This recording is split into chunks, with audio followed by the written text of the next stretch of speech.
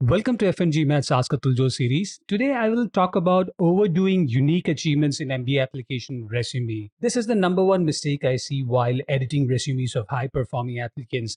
These are your typical type A candidates who truly have achievements in the top 1 or top 5 percentage, but they also have experiences as individual contributors that are not as significant. But it had a huge impact on the learning curve and their growth as a specialist. I see three insecurities that are driving the exaggeration.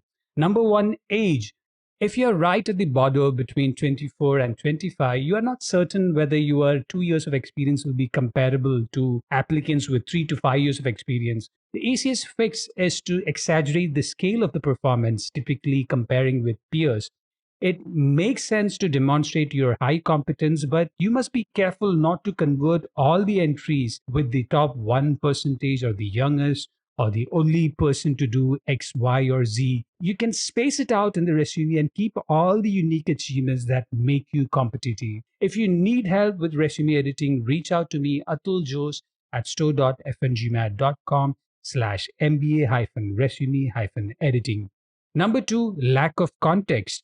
When applicants sign up for our resume editing service, the first draft lacks context.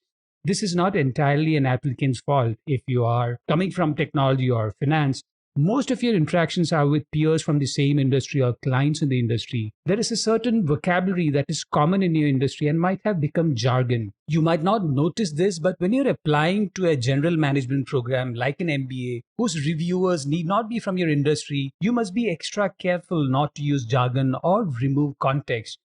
Removing context is worse than jargon. Sometimes you assume an industry outsider understands the complexity of the project, the constraints, or the uniqueness of your solution. Instead of just using action verbs, you can add context to demonstrate why your achievement was unique. Number three, GMAT or GRE score. When your GMAT or GRE score is 10 to 20% below the class median, it is natural to feel a bit insecure and try to accentuate your achievements.